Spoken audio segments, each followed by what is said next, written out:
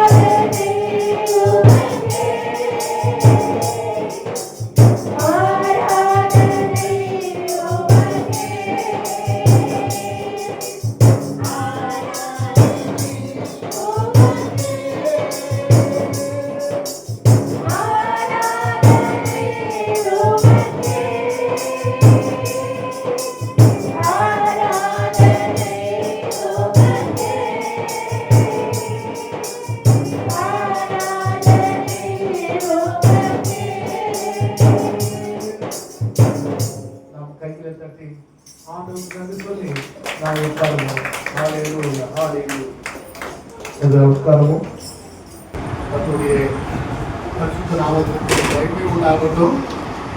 வாசித்த வேத பகுதியை நாம் புரட்டிக் கொள்ளலாம், வாசிக்கலாம். 17ஆம் வசனத்தை நல்லா கவனிக்கணும். ரதங்களையும் குதிரைகளையும் ராணுவங்களையும் பராக்கிரமசாலிகளையும் புறப்பட பண்ணி அவைகள் எழுந்திராதபடிக்கு ஒருமித்து விழுந்து நடக்கவும் ஒரு திரி அணைகிறது போல அவைகள் அணைந்து போகவும் பண்ணுகிற கர்த்தர் சொல்லுகிறதாவது. ரொம்ப அழகாய் தெளிவாய் திட்டமாய் சொல்லப்பட்டதான உண்மை. ஆண்டவராகிய இயேசு கிறிஸ்து கடந்த ஆண்டு முழுவதும் நம்மை பராமரித்து பாதுகாத்து சுத்தமல்ல ஜீவனை கொடுத்து இந்த புதிய ஆண்டை காணும்படியாய் தேவன் நம்மை அழைத்து வந்திருக்கிறார். அழைத்து வந்த ஆண்டவர் மாறாதவர். ஆமென். அழைத்து வந்த ஆண்டவர் நேற்றும் இன்றும் என்றும் மாறாத ஆண்டவர். அது மாத்திரமல்ல, கடந்த நாட்களில் நடந்த சம்பவங்கள் எத்தனையோ நன்மையின் காரியங்கள், தீமையின் காரியங்கள், கண்ணீர், கவலை, வேதனையின் காரியங்கள்,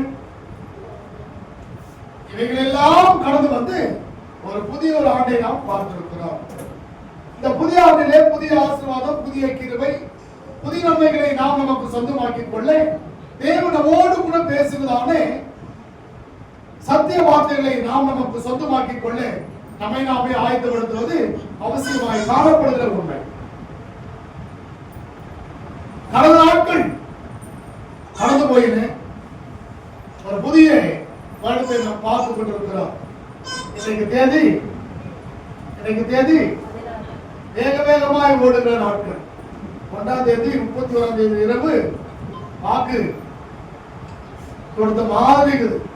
இன்னைக்கு தேதி வேகமாய் ஓடுகிறதான நாட்கள். அன்றைக்கு நாம அநேக விதங்களிலே வாக்குறுதி எடுத்திருப்போம். எனக்கு என்றைக்கு 31ஆம் தேதி.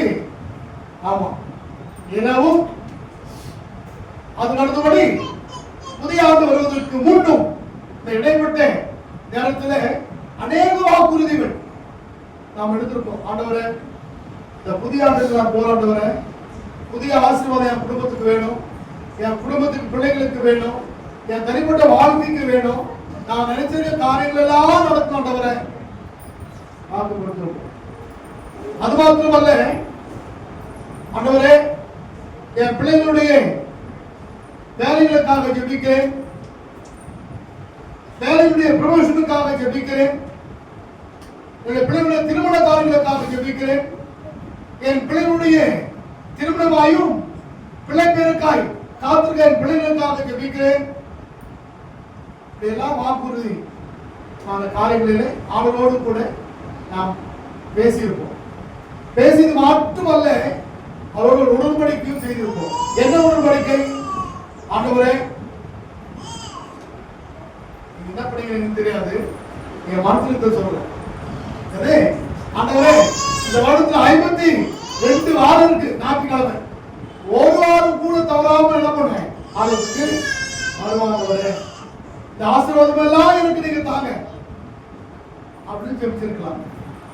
அல்லது ஆண்டவரே, ஒவ்வொரு வாரமும் என் குடும்பமா நாங்கள் ஆலயத்துக்கு வருவோம், குடும்பம் நாங்கள் ஆலயத்துக்கு வருவோம், என் குடும்பத்தை நீங்க ஆசீர்வதிங்க அப்படின்னு ஜெபிச்சிருக்கலாம். அவரிடத்துல வாக்கு கொடுத்திருக்கலாம். அது மட்டுமல்ல, நானும் என் வீட்டாரும் கர்த்தரையே சேவிப்போம் என்ற வார்த்தையின்படி ஒவ்வொரு நானும் என் குடும்பத்துல குடும்ப ஜெபம் நடத்துவையா. நானும் என் கணவன் என் பிள்ளைகளால் ஒன்று கூடி, என் மனைவிமாய் ஒன்று கூடி நான் என்ன பண்ணுவோம், குடும்ப ஜெபம் நடத்துவோம். அதுக்கு அடுத்தபடி நான் ஒழுங்கா வேதம் வாசிப்பேன், ஒழுங்கா ஜெபம் பண்ணுவேன், ஒரு நாள் கூட வேதம் வாசிக்காம இருக்க மாட்டேன், ஒரு நாளும் ஜெபிக்காம இருக்க மாட்டேன். இதெல்லாம் ஆண்டு இடத்துல உடன்படிக்கை செஞ்சிருப்போம், உடன்படிக்கை செய்திருப்போம். இந்த 16 நாள்ல என்னென்ன உடன்படிக்கையை நம்ம செஞ்சோம், என்னென்ன செய்யலன்றது நமக்கு தெரியும். எதனால 365 நாள் குறிச்சு பேசல. எதனால எதனால எதனால வெறும் நாட்கள் ஆண்டவரத்துல நாம் சொன்ன வாக்குறுதிகளை நிறைவேற்றிருக்கிறோமா என்று சொல்லி நம்மை நாமே கேள்வியாய் கேட்கப்பட வேண்டியது அவசியமாய் காணப்படுகிற ஒன்று. ஏன் என்று சொன்னால், ஆண்டுடைய ஆசீர்வாதத்தை முழுமையாக்கிக் கொள்ள அவர் நமக்கு வாக்கு கொடுக்கிறார். நாம் உடன்படிக்கை செய்கிறோம், அவர் மறுதளவாய் நமக்கு அவர் உடன்படிக்கை செய்கிறார். எப்படியா உடன்படிக்கை செய்கிறார்? நான் உன்னை மாறாக்காமல் தலையாக்குவேன், நீ கீழாகாமல் மேலாவாய். அவர் நமக்கு கொடுக்கிற வாக்குறுதிகள். என் ஜனங்களை நான் ஒருபோதும் கைவிட மாட்டேன், என் ஜனங்கள் வெட்கப்பட்டு போகாதபடிக்கு அவரை நான் ஆசீர்வதிப்பேன். இப்படியெல்லாம் ஆண்டவர் நமக்கு மனதளவாய் உடன்படிக்கை செய்கிறார். நாம் செய்கிற இந்த உடன்படிக்கையில நாம் எப்படி அந்த உடன்படிக்கையை கடைபிடிக்கிறோம் என்ற காரியங்களை நாம் ஒரு விசை யோசித்து பார்ப்பது அவசியமாய் காணப்படுகிறது. இந்த அளவிலே வேதத்தில் வாசித்ததான உண்மைகளை நாம் நமக்கு சொந்தமாக்கிக் கொள்ள தேவன் நமக்கு நல்ல ஒரு வாய்ப்பை ஏற்படுத்தி தந்திருக்கிறார். இப்படி ஒன்று கூடிய நோக்கம் என்ன என்று சொன்னால், அநேக ஜப குறிப்புகள் நம்மிடத்தில் இருக்கு, குடும்பத்தில் இருக்குது, தனிப்பட்ட வாழ்வுல இருக்கு. இவைகளெல்லாம் நிறைவேற வேண்டும் என்று சொன்னால் நாம் என்ன பண்ணோம், உபவாசம் இருந்து ஆண்டவரை ஜெபித்து ஆசீர்வாதங்களை சொந்தமாக்கிக் கொள்ள வேண்டும் என்று நினைத்து இப்படியான ஒரு உபவாச கூடுகையை நாம் ஏற்படுத்தியிருக்கிறோம். இந்த உபவாச கூடுகையில இடத்துல நாம் ஒரு சிலராக இருந்தாலும் கூட, ஒளிபெருக்கின் வாயிலாக கேட்கிற மக்களும் கூட இதற்கான ஆசீர்வாதங்களை சொந்தமாக்கிக் கொள்வார்கள் என்று சொல்லி நான் நம்புகிறேன். தேவன் நம்மை ஒரு சிலராய் அவருடைய சமூகத்திலே கொண்டு வந்திருக்கிறார்.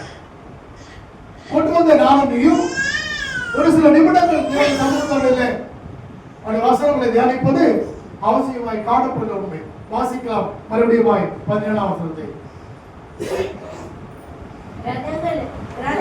ரதங்களையும் குதிரைகளையும் ராணுவங்களையும் பராக்கிரமசாலியையும் புறப்படும் பண்ணி அவைகளை எழுந்திராதபடிக்கு ஒருமித்து விழுந்து கிடக்கவும் ஒரு திரி அணைகிறது போல் அவைகள் அணைந்து போகவும் பண்ணுகிற கர்த்தர் சொல்லுகிறதாவது, மறுபடியுமாய் திரும்பி பார்க்க வேண்டாம் என்று ஆண்டவர் சொல்லுகிற ஒன்று.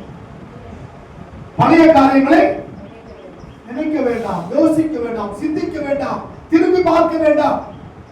ஒரு திரை அணைக்கிறது போல அத்தனை காரியங்களையும் நான் அணைப்பேன். யார் சொல்றதா? யார் சொல்றது? சேனைகளின் கர்த்தர் நான் சொல்லுகிறேன் என்று அவர் வாக்கு கொடுத்திருக்கிறார். நீங்கள் ஒன்றுக்கும் கவலைப்படாமல் எல்லாவற்றையும் குறித்து ஸ்தோத்திர ஜெபத்தினால் எழுதினால் தேவனுக்கு தெரியப்படுத்துங்கள். நீ ஒன்றுக்கும் கவலைப்பட வேண்டாம், பயப்படாதே, நான் தேவன் என்று சொல்லு. தெரியாதே, நான் உன்னோடு கூட இருக்கிறேன் என்று சொல்லு. நீ போகும் இடமெல்லாம் உன் தேவனாகிய கர்த்தர் உன்னோடு கூட வருகிறேன் என்று சொல்லு.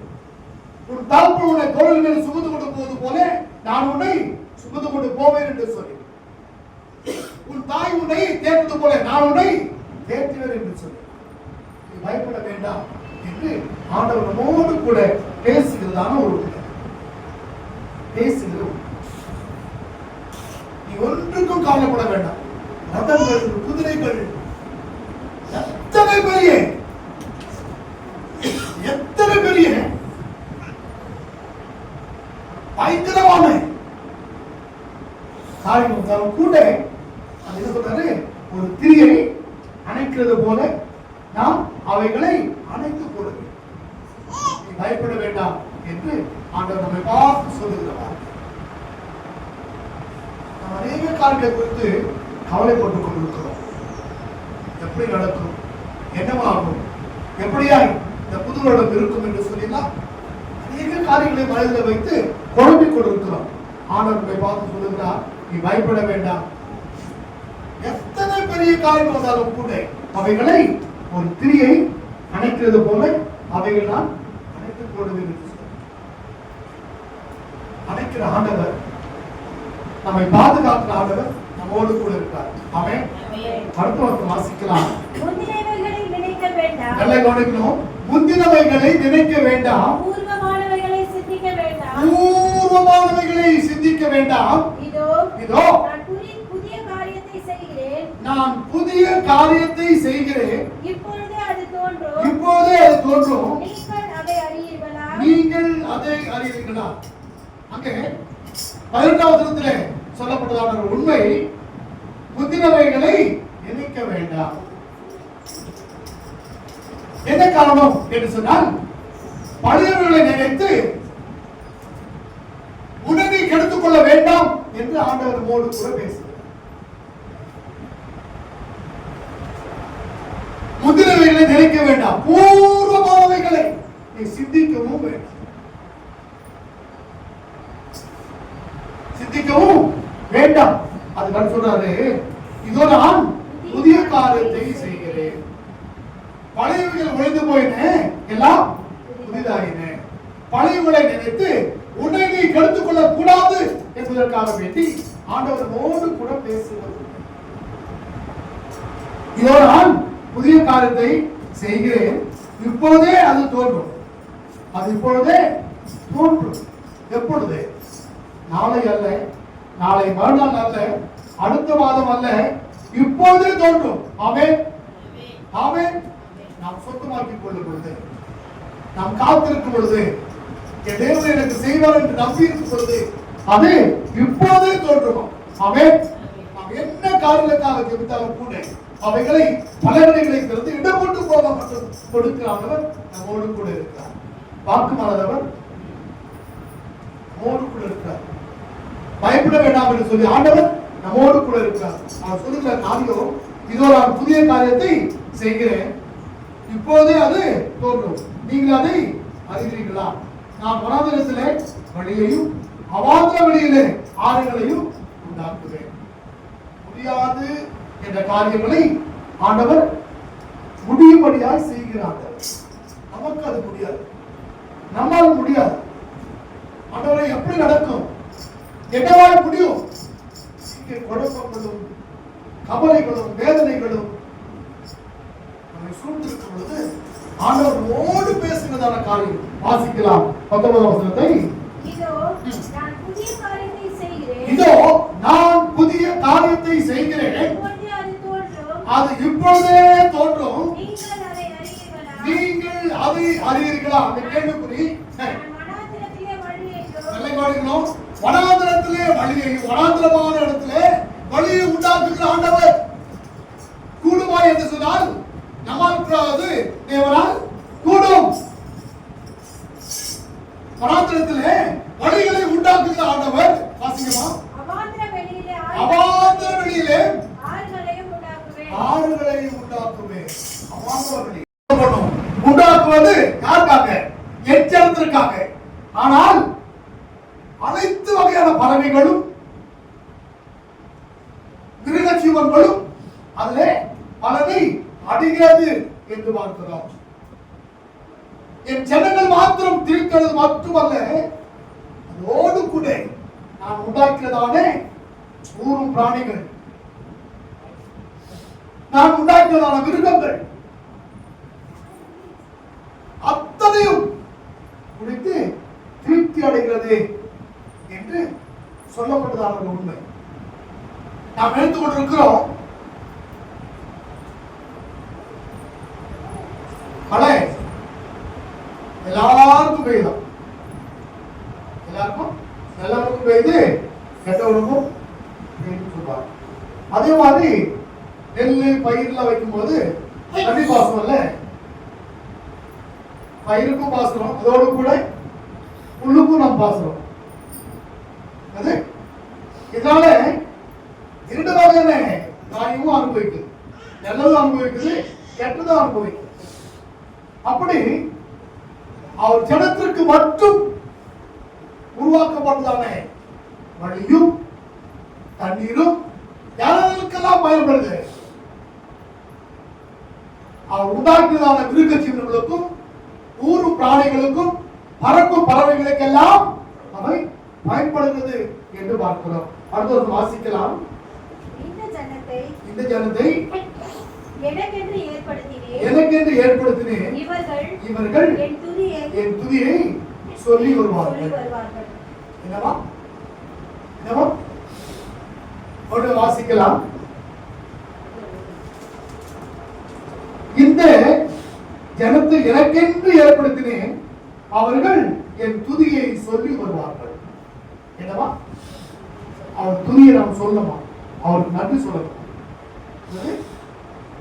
ஒவ்வொரு நாளும் ஆண்டவருக்கு நாம் நன்றி சொல்லிக்கொண்டே இருக்கணும். ஆண்டவரே, இரவு என்னை காப்பாற்றுங்க, ஆண்டவரே நல்ல தூக்கம் கொடுத்தீங்க, காலையில் எழுப்புறீங்க, உங்களுக்கு நன்றி ஆண்டவரே. ஆண்டவரே, பகல் முழுது என்னை பாதுகாத்தீங்க, உங்களுக்கு நன்றி ஆண்டவரே. என் குடும்பத்தை பாதுகாத்தீங்க, நன்றி ஆண்டவரே. நல்ல ஆகாரத்தை கொடுத்தீங்க, நன்றி ஆண்டவரே. என் நல்ல ஒரு வீட்டை கொடுத்து தூங்கும்படியாய் நீ எனக்கு பாராட்டின கிருபைகளை எண்ணி உங்களுக்கு நன்றி சொல்ற ஆண்டவரே. நல்ல ஒரு குடும்பத்தை எனக்கு கொடுத்திருக்கீங்க, அதற்காக உங்களுக்கு நன்றி ஆண்டவரே. என்னுடைய பிரயாணங்களை அனுதினம் வாய்க்கு கொடுத்தீங்க, அதற்காக உங்களுக்கு நன்றி ஆண்டவரே. நன்றி சொல்லிக்கொண்டே நன்றி சொல்லிக்கொண்டே இருக்குமா? நன்றி சொல்ல மறந்தோம் என்று சொன்னால் ஆண்டவரை நாம் மறக்கிறோம் என்று சொல்லி போடலாம். ஆண்டவரை நாம் மறக்கிறோம் என்று சொல்லி போடலாம். மறக்காமல் இருக்க வேண்டும் என்று சொன்னார். நம்முடைய பிரயாணங்கள் உட்கார்ந்து இருக்கும் போது, எழுந்திருக்கும் போது தேவனுக்கு நன்றி சொல்லிக்கொண்டே இருக்கணும். அப்படி சொல்லும் பொழுதுதான் ஆனா சொன்னாரு என் ஜனங்கள், உரிமையோடு பேசின வார்த்தை, என் ஜனங்கள் என் துதியை சொல்லி வருவார்கள். அவர் செய்த அதிசயங்களையும் நன்மைகளையும் சொல்லிக்கிட்டே இருப்பாங்க. யாரு? அவருடைய ஜனங்கள். யாருடைய ஜனங்கள்? அவரால் அழைக்கப்பட்டவங்க, அவரால் தெரிந்து கொள்ளப்பட்டவங்க, அவரால் பரிசுத்த வாக்குக்கு ஆக்கப்பட்டவங்க, அவருடைய ஜனங்களாய் வாழ்கிற என்னை பார்த்து அவர் சொல்லுகிறார், என் ஜனங்கள் அனுதினமும் என் துதியை சொல்லி வருவார்கள்.